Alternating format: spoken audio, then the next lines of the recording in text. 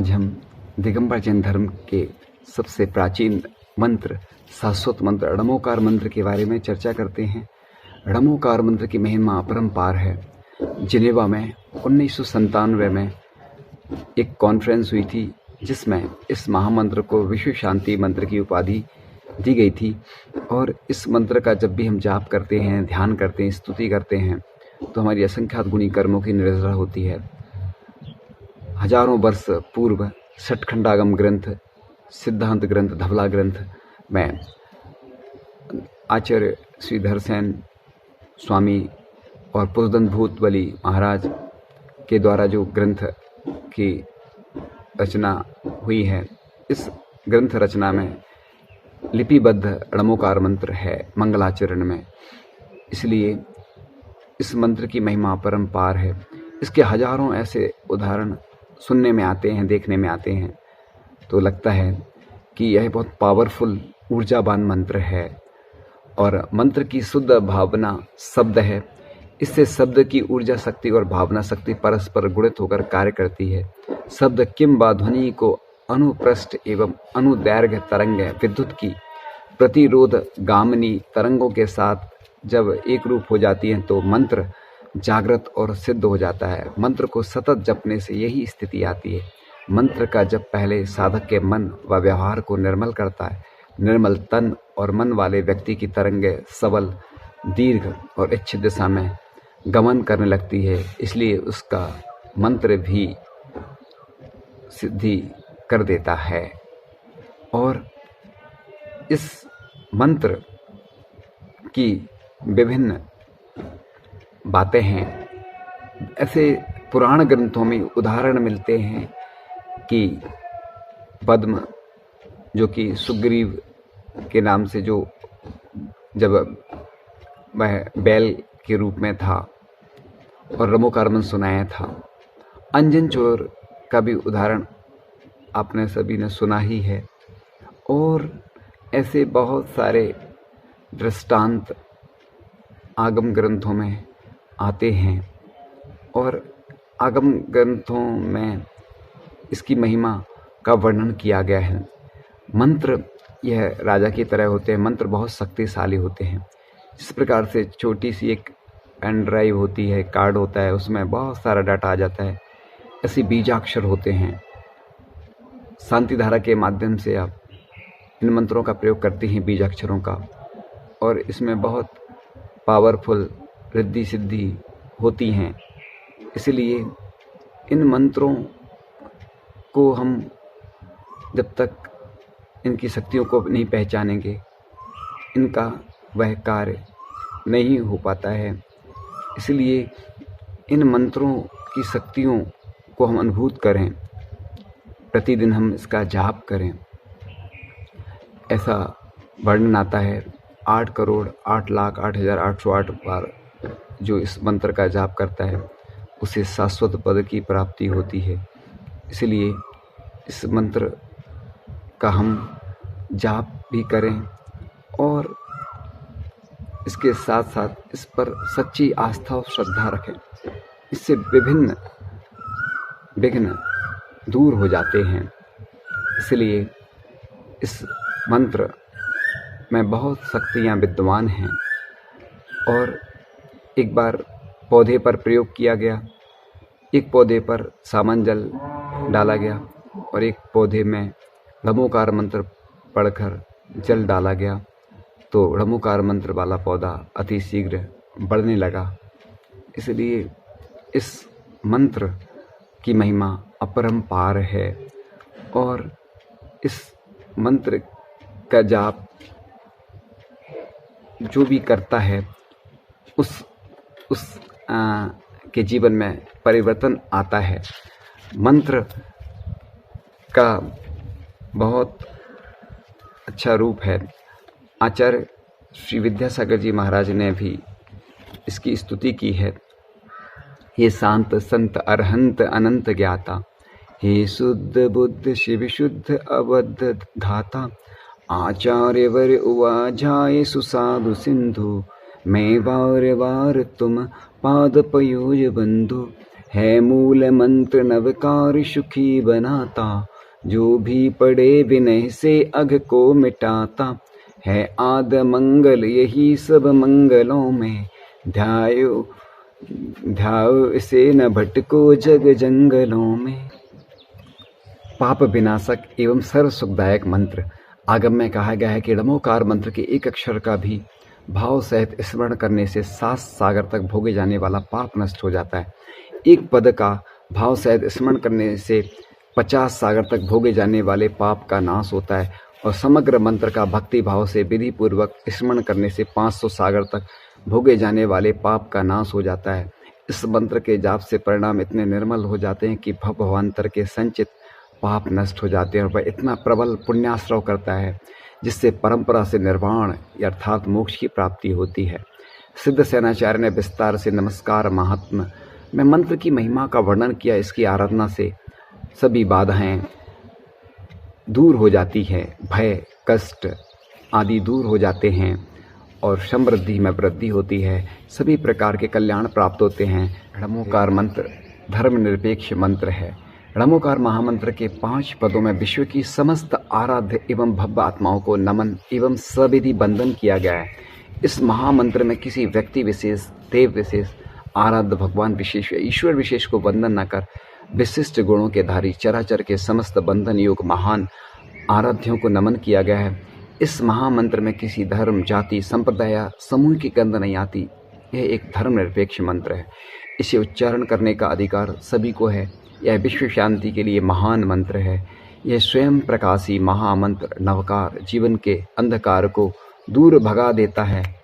णमोकार मंत्र यह जीवन विकास का पहला क्रम है। इसको गर्भ से लेकर जन्म तक संजीवनी परम औषधि के रूप में प्रयोग करते हैं। पंडित प्रवर असाधर जी श्रावक धर्म प्रतिपादन करते हुए कहते हैं कि सर्वप्रथम बालकों के णमोकार मंत्र पढ़ाना चाहिए, अन्य विषयों फिर उसके बाद उस अन्य विषयों का ज्ञान कराना चाहिए। 14 पूर्व परमागम का ज्ञान भरा है। जिस प्रकार मृदु मृतिका पर उत्कीर्ण आकार के संस्कार उस मृत पात्र पर यावत जीवन स्थायी रहते हैं, तद्वत मृदु मति बालकों पर किए गए मंत्र संस्कार उसके जीवन में अमिट हो जाते हैं। श्रद्धा, निष्ठा, आस्था एवं विश्वास से भरा मंत्र संसार में कहीं भी विचरण करे उसे किसी का भय आक्रांत नहीं रह सकता। णमोकार मंत्र अमोघ अपराजित शक्ति मंत्र है, जिन शासन का सार और 14 पूर्व रूप परमागम का सम्यक उद्धार है।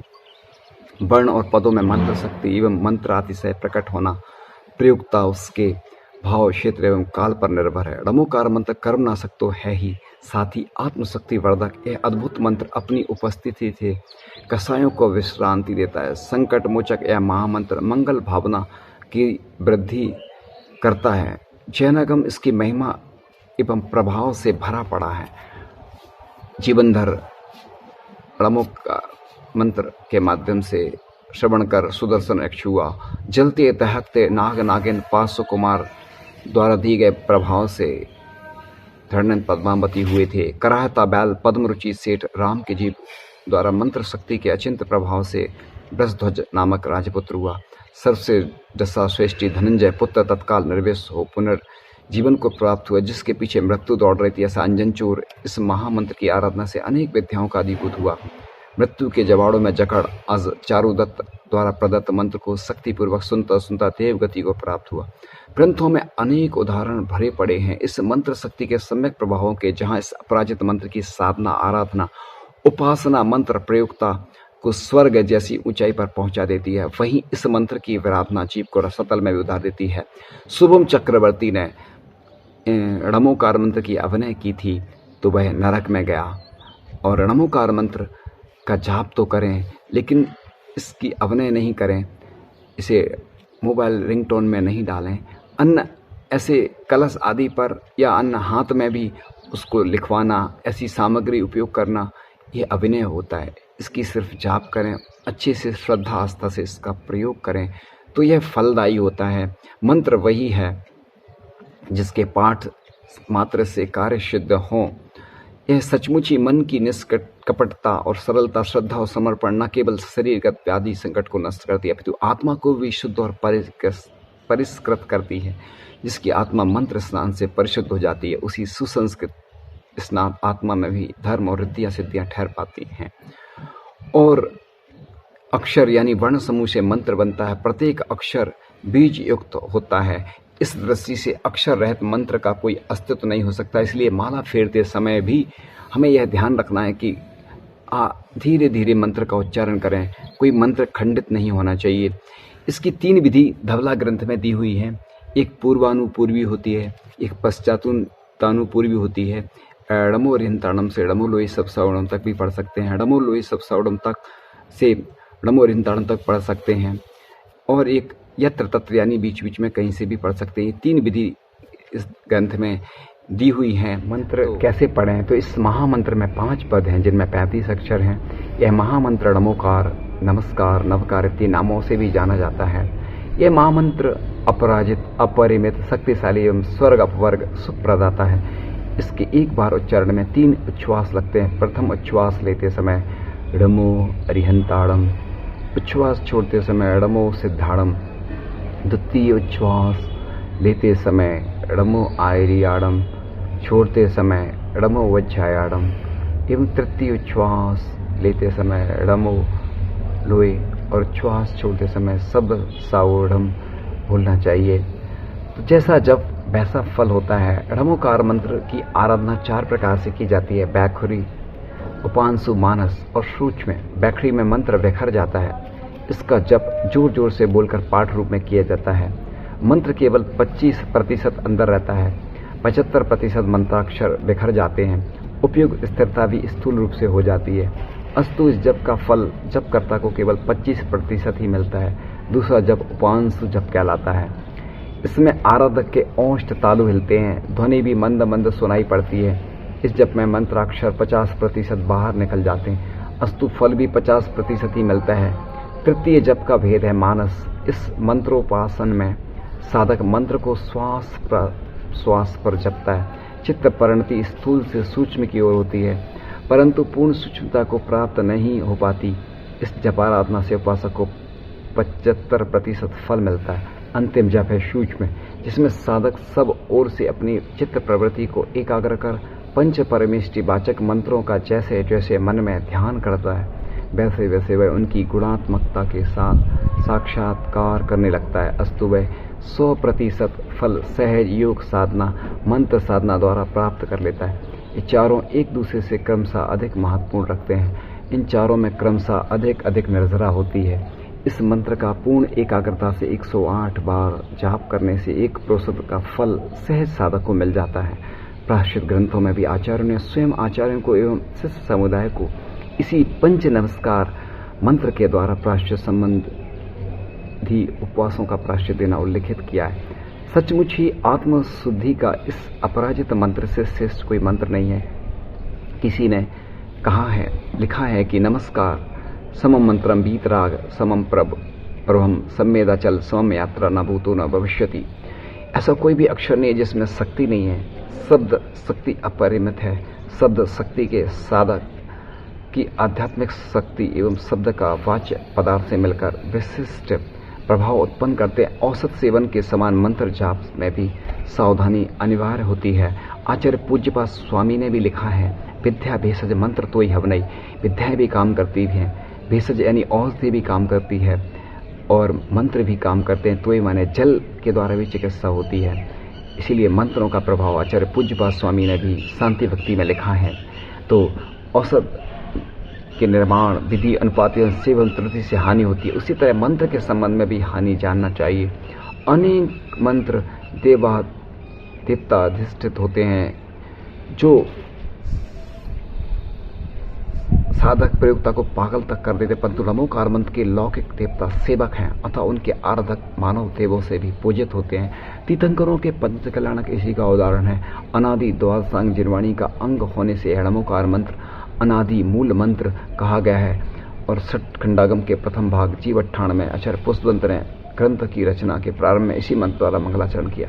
आचार्य वीरसेन स्वामी जी की धवल टीका के रचयिता हैं। उन्होंने इसे परंपरा से आने के कारण परंपरा प्राप्त निबद्ध मंगल सिद्ध किया है, क्योंकि मोक्ष मार्ग उसके उपदेष्टा और उसके साधक भी अनादिकाल से चले जा रहे हैं। आचार्य शिवकोटि महाराज की भगवती आराधना की टीका के अनुसार यह महामंत्र द्वादशांग के रचयिता गणधर कृत है, जबकि तीर्थंकर और गणधर भी अनादिकाल से होते चले आ रहे हैं। एवं विदेह क्षेत्र के 20 तीर्थंकर जो कि वर्तमान में शाश्वत हैं, उन्होंने भी इसी की आराधना की है।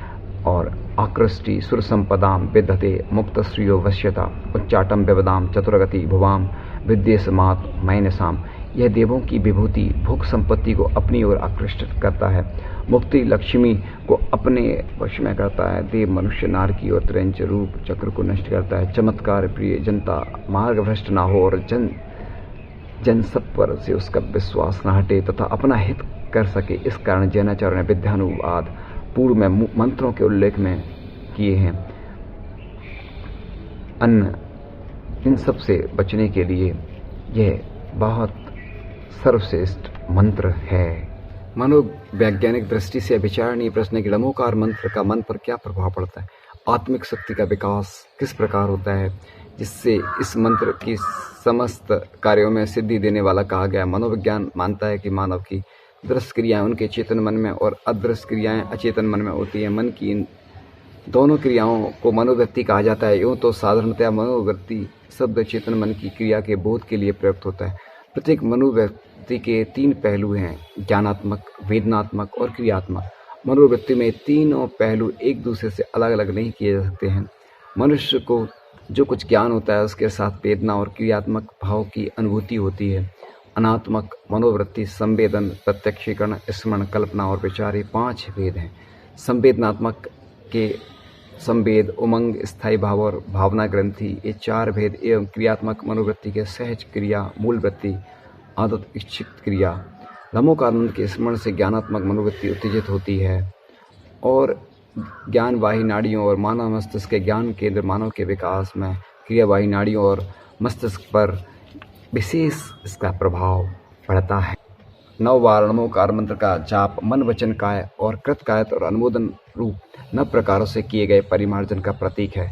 साधक या दर्शक के आत्मबोध को जागृत करने के लिए यह प्रतीक स्विच का काम करता है। जिस प्रकार स्विच दबाते ही बिजली का बल्ब प्रकाशित होने लगता है, उसी प्रकार जीव की मूल प्रवृत्तियों के संशोधन में इस मंत्र का स्मरण ही कार्य करता है। मनुष्य प्रति क्षण स्वयं मन से काम करता है और दूसरों द्वारा किए गए कार्य में मन से अनुमोदन करता है एवं शरीर से स्वयं कार्य करता है। शरीर द्वारा दूसरे करता है और दूसरे के लिए किए कार्य में शरीर से अनुमोदन करता है। इस प्रकार नवकोट्यात्मक पुण्य या पाप प्रतिक्षण होता रहता है। यह 9 बार जाप करने से इसी नवकोट्यात्मक पुण्य और जाप को प्रस्तुत किया गया है। इसे दूर करने के लिए लमोकार मंत्र के जाप का विधान किया गया है।